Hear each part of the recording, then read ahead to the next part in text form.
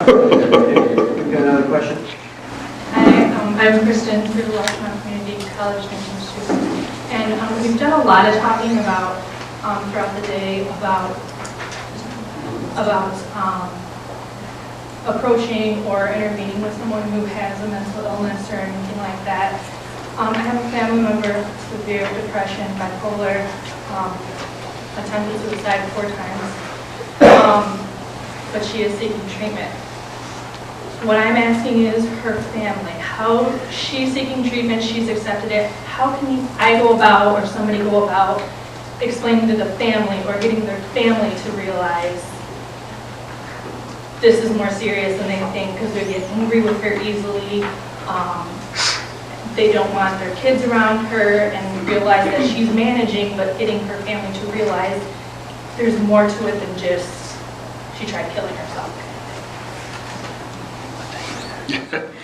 Well, thanks. He gives me all the easy questions. I guess the first thing I would ask, is, are you sure, and I assume from the way you asked the question that the answer is yes, but are you sure that you know how much the patient wants his or her family involved?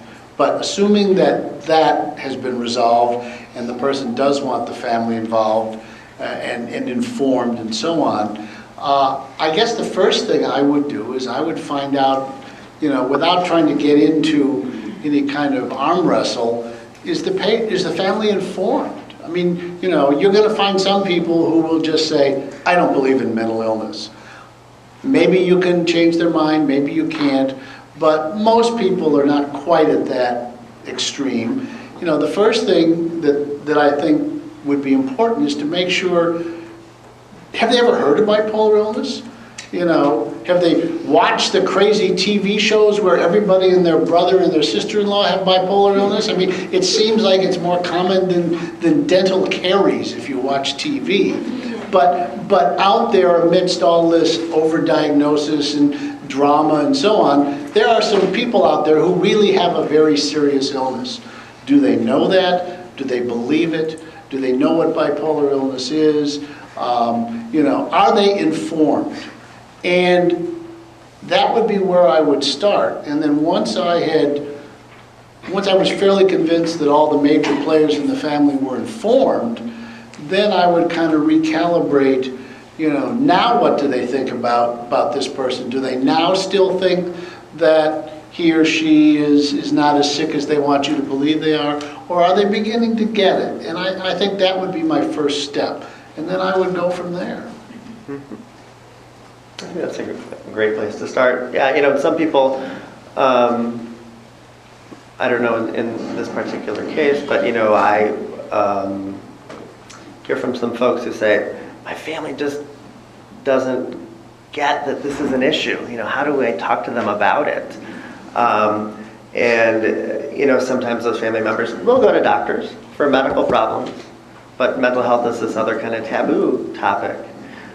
So we sometimes even medicalizing the mental health condition helps. The brain is an organ in the body like any other organ, and it can get sick.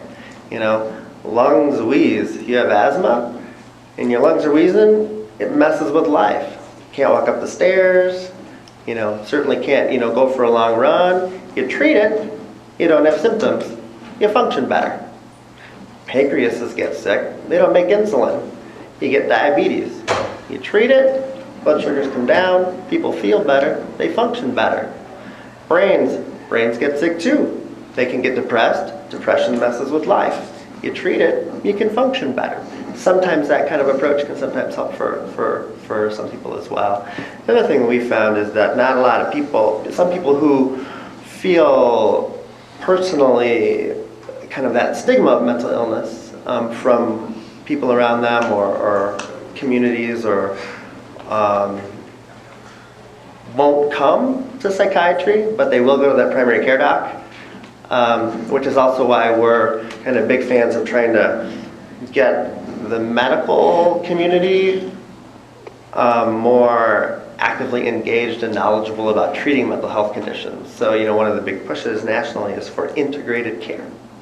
So, kind of one-stop shopping, or at least going one place and that place can be the hub from which all of your healthcare can flow. So that's why we now have, psychiatrists like me hanging out in primary care offices with social workers from the community mental health center. And also why we have medical nurses working at our community mental health center to treat medical things on the mental health side. And there's many different ways to skin that cat. But, connecting to some professional somewhere in the system and then kind of working backwards to getting the rest of the issues addressed can sometimes be helpful for some. Don't forget, one other issue is that NAMI offers a great class called Family to Family to help families understand, turn the light bulb on.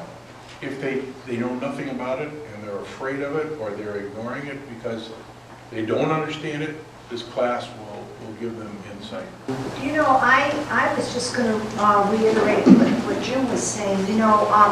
I think there was a time that all of us didn't understand mental illness, and most people don't understand it, family members especially, until they've had to go through this journey.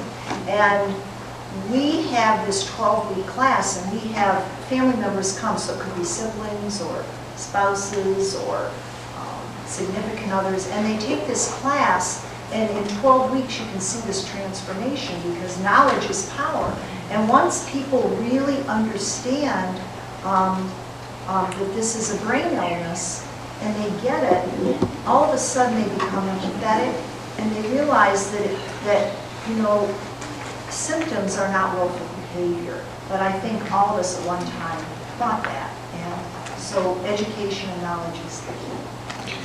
Could I just add one thing? In response to your question back there about how to bring family members in, sometimes the family members or the friends will see the psychiatric care community as having their own axe to grind. I mean, you wouldn't be in this business if you didn't blah, blah, blah. Sometimes you need what looks like, and perhaps is, a more disinterested advocate for convincing the family member that this is real and serious.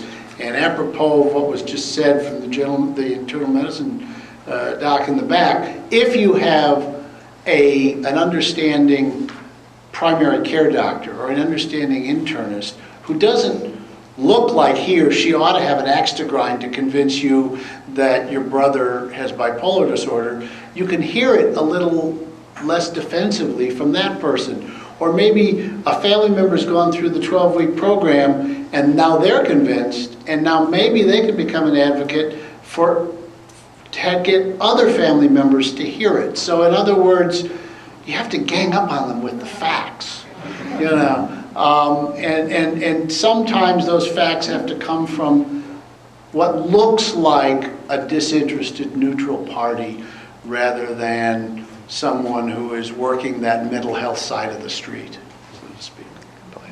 Well, ladies and gentlemen, we have to bring this segment to a close. And I just want to acknowledge and give appreciation, round of applause for pinch hitting.